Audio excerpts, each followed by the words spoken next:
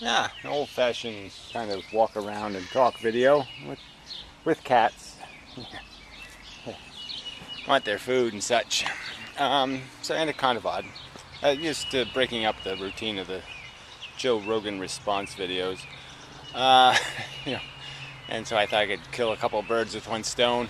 And a kind of automated video, just doing the direct question thing about make your best argument, so to speak, for determinism. Show me the evidence of why somebody starting from no position would move to the conclusion that determinism makes more sense as a theory, that everything is cause and effect, and there's no room for anything that isn't reflexive, and something like that. So anyway, so I could argue that this, I do this plant thing every year. So there's my tomato plants, or some looking better. These are all planted at the same time, but they don't exactly look the same. The roses got some sort of blight last year, so this one's coming back well, but the others are kind of iffy.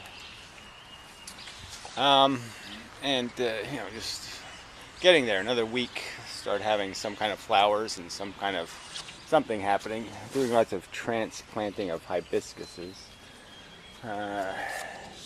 Hoping to, in the future, perhaps, make an extra 50 cents selling some, but we'll see how that goes. Complex business, selling anything. And then the greenhouses, the official kind and the unofficial kind. So anyway, I do this planting thing every year. Both vegetables, some more tomato plants planted at the same time as those others. But it's funny, just subtle differences in environments, and you get a different result. So sort of an evidence of determinism. Change the environmental conditions in a specific way, and you get kind of a specific change in the outcome. Again, these are planted at the same time. And the difference is when they were transplanted, a couple of variables are different. And you can just see a couple of variables different, very different outcome. These got a little more burned by an early sun, and 3-4 times the difference in the amount of growth.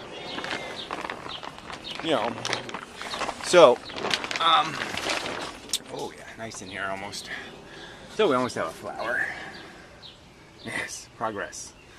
We have a flower there, so something. Yeah, so but the rest is not quite flowers, but they're plants on their way. So there's some newer tomato plants. Back up, just in case these were failing. So again, these were planted at the same time as those others, kind of, different circumstances, different outcomes. And I would argue that I think it could be demonstrated, the why could be explained. There's a correlation between the result and the cause. What the hell these things are, I do not know. They're growing here, so you see something seeded my soil. So I guess I should let some of these grow. They almost look like tomatoes, but there's something not tomatoey about them. But they wouldn't survive the winter of the seed, so I don't think it could be. The old cat is really bitching. I'm making a video. So, and I'd say that was sort of, you see the cause and effect in that. The routine, the dependency over years, the habituation. These are all evidences of determinism. So if you're going to compile the argument, this would be the kind of stuff that would be evidence. It's just showing how if I change something subtle in its environment, it reacts a certain way, and you can correlate these reactions. The other cat's in his tub, see over there, sitting in the container. Why? Because this cat will whap him in the head if he doesn't get to the higher ground. Because he says he owns this property, and everybody else has to be compliant and respectful of his ownership. and if not, then they have to sit in the tub. You know, sit in the pot. But now he's habituated to the pot, and now the pot is his space, and nobody else can go in the pot. And you know, that's the way the game is played, and it's all mechanical, and you can see the outcomes. So I could do that with lots of social factors in terms of how we know people maturate and what happens in their lives. You can do the whole ghetto thing. You can say growing up without a father. We can see lots of causes and effects. You know, mothers who are too, you know, controlling of their sons and too, you know, always safety netting and doing this and wiping their ass and blah blah blah. You know, monitoring their temperature in very intimate ways, and they end up gay or something. You know, there's lots of these kinds of sociological, you know, psychological bullshit. You know, that is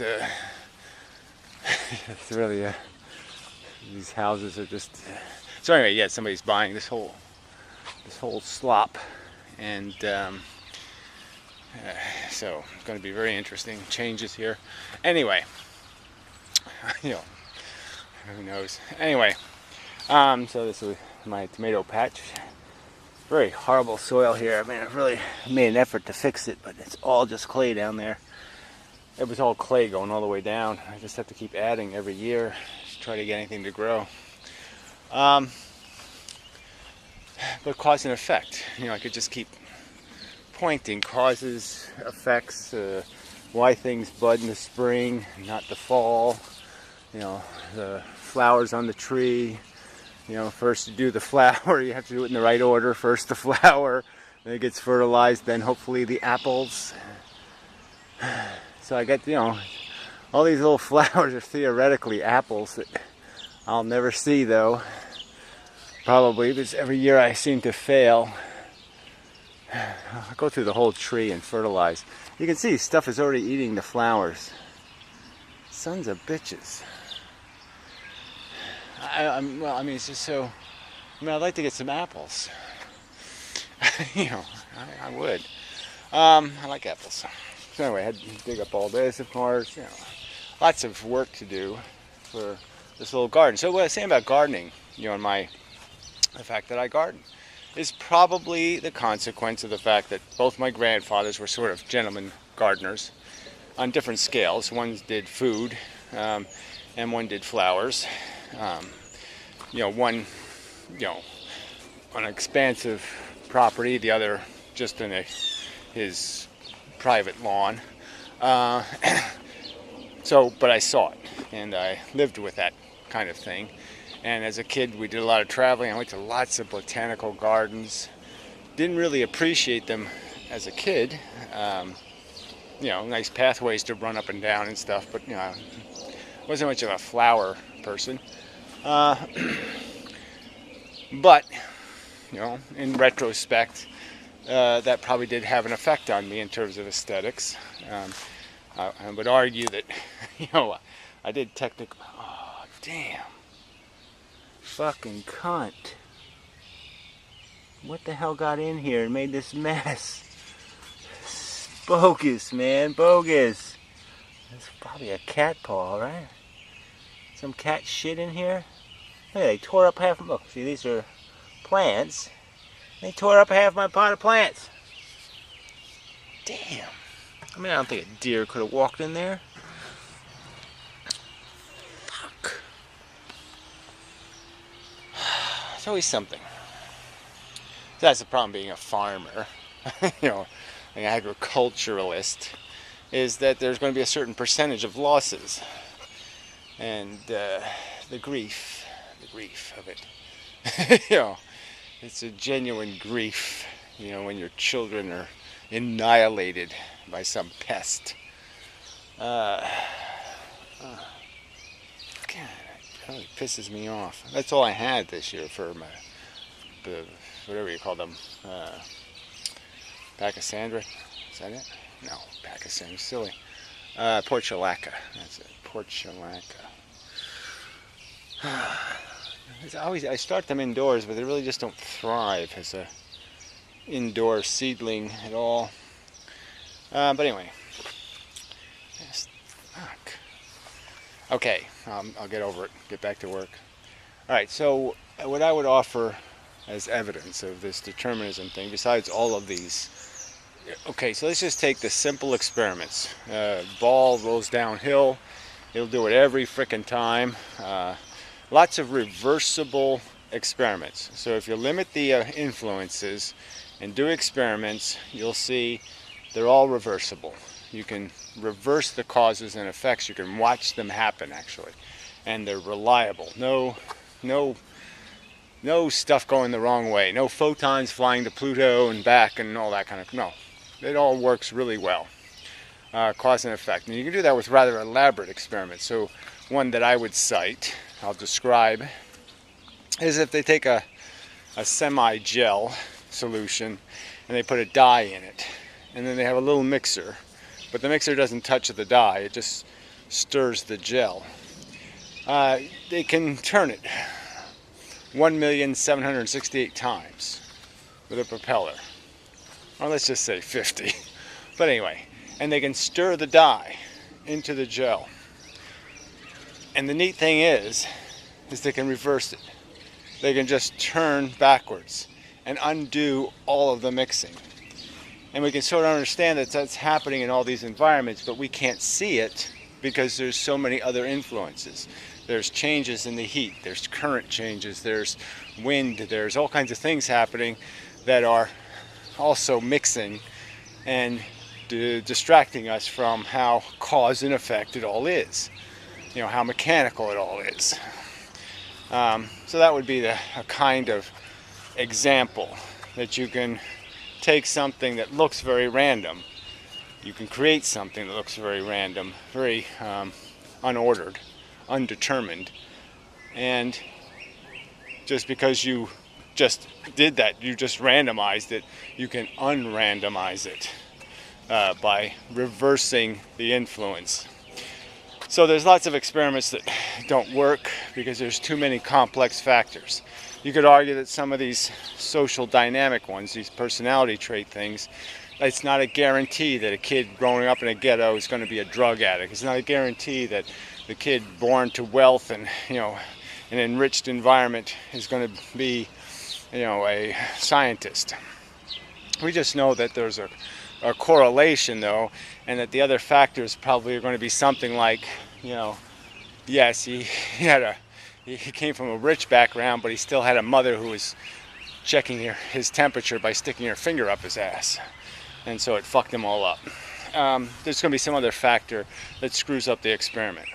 So I'm just saying I can give you a whole bunch of proofs in the sense of I can show you almost every mechanical experiment ever conducted that's simple, and how it's always reversible and the consequences are always the same. In terms of the ball rolls down the hill, it doesn't fly in the air, it doesn't do some other kind of wacky shit.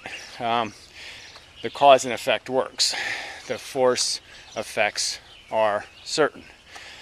And the only experiments where you can question that is experiments where the experiment is invalidated by the fact that there's too many variables, too many things affecting the outcome for any conclusions to be drawn, hard conclusions, hard determinism. The inverse argument is that you can't cite any experiments that are simple and irreversible. So I guess that would be kind of a logical proof here, is that you do have experiments where I can mix the dye thing and unmix the dye, but you don't have any experiments of that simplicity that demonstrate the existence of any range in outcome, any breaking of the physics in the sense of the conservation laws. Something has to go in, something has to move, something has to change for the change to take place. Nothing spontaneous. Spontaneous is a word of ignorance, not a word of education. Much like random. These are the simpletons, okay, reaction to the circumstances in reality, not the thoughtful, intelligent reaction to these things. The intelligent person knows, no, nothing spontaneously anything's. There's cause and there's effects, and you can't break the chains, and you're stuck with that physics, and there's no evidence to believe anything else, and there's a plethora of evidence that I can do this experiment 1 zillion times and the same freaking thing's gonna happen. The water's gonna go on my damn leg if I hit it, if I drop it on ground above me. I mean, that's what's gonna happen. This chair tips at a certain point, and it's not going to tip there, it's not going to tip there, but if I go almost there, oh, there we go, tip. That tipping point isn't going to change. I can do that experiment 1,000,000 times. The tipping point is going to be the tipping point. So, until you have experiments that demonstrate some irregularity in these mechanics, you're stuck with the fact that, and you're stuck with this volume of evidence that this machine that we are is functioning on those same tipping point rules. The same kind of environmental circumstance dictate the internal triggers, how hard you're pulling the trigger.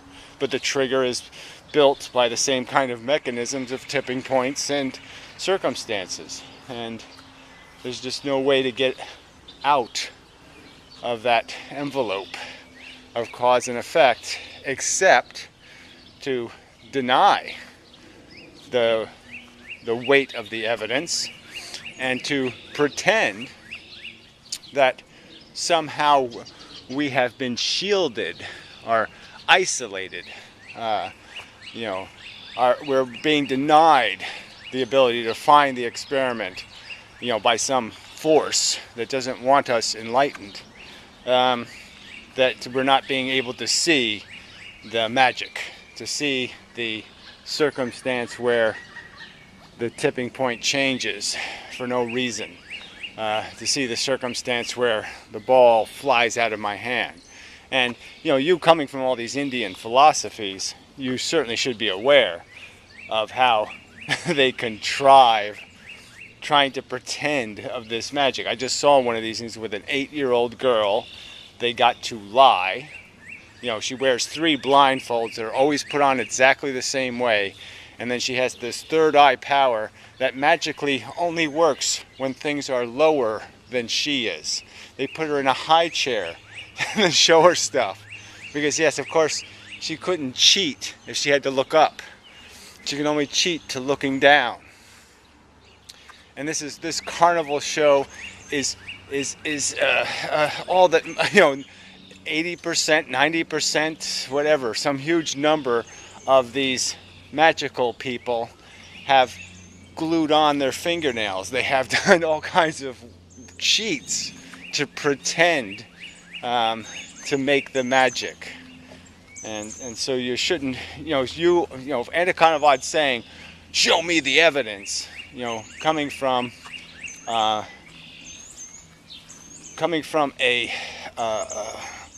group, a philosophical perspective. I don't know how. I'm trying to be fair. I'm not saying he's Indian. I'm not saying he is a devotee of any one of their Barnum Bailey elephant shows. I'm just saying he's using their mysticism and their mystical philosophies as arguments, and so I'm just saying he has to account. He's not really allowed to say, show me the evidence, okay, when he's arguing from where they routinely cheat the evidence, where they routinely play games to try to fool people. That's a little bit insincere. So I'd say if you want the evidence, you're going to have to study some physics. If you want to really understand the evidence, you want to understand how strong the conservation laws are, how they can't be broken, how they'll never be broken, how there's just no evidence of the breaking of them. And that conservation is really dictating that you really do have to push the dominoes over. That there has to be force in to be action out. Action in, action out. That's the rule. And that's the determinism. So, I think that's enough of an argument. And, I mean, this all comes down to him thinking there's something about us, you know, what we desire or how we desire, that isn't mechanical. And you know, there's so much complexity to our psychology that, yeah, that's just not clean enough an experiment. But I think there's so much evidence of the patterns. You know, so many ways to connect people who are abused and drug abuse, or you know, all these things are so easily, statistically, the connections are so strong.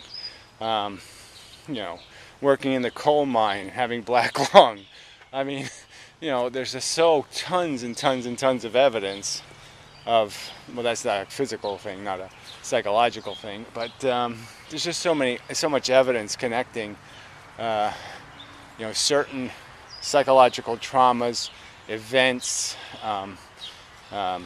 circumstances of love, hate, loss, grief, and even just physical experiences that have clear consequences on what people become psychologically and what they act out in the world. So,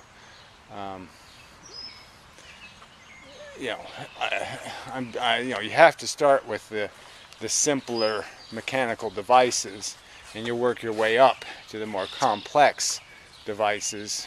You know, obviously we're a very complex device in terms of the amount of programming that takes place, in the sense that everything is programming me every day. This grass, the weeds, I notice the weeds. My brain will do some weed calculating, comparisons to other weeds, comparison to other years. What kills weeds? What's the last reference I have to a weed? Weed is pot, pot is good, blah, blah, blah. You know, I can do all kinds of weird connections, you know, to come up with the effect to that simple cause. And that cause wasn't even simple, in that there's reasons our eyes find things. You know, the dandelions might have got me thinking about weeds, and then I started thinking about, you know, and why I saw the dandelions is because the contrast between the green and the yellow, and blah, blah, blah. So, cause and effect. Cause and effect. His safe pot. Yes, he has a safe pot. Yes, it's my safe pot. Yes, I totally understand. Totally. Okay. So, enough of a video. That cat, Maui Magoo, is insane. I don't know why. It's hard to find the cause and effect, so watch this. The cat will go crazy. There it goes. I'm going crazy. I'm going crazy. No, that wasn't very bad. It usually bangs off this pot, then knocks over the water dish, and you know, just. You know. Yes, I'm coming. No, you're not going in. You're going to get fed. So sit out here a little bit longer, there, buddy, and everything will be okay. You have to explain the same things to them over and over again, because their brain just won't change. Anyway, till next time, and such.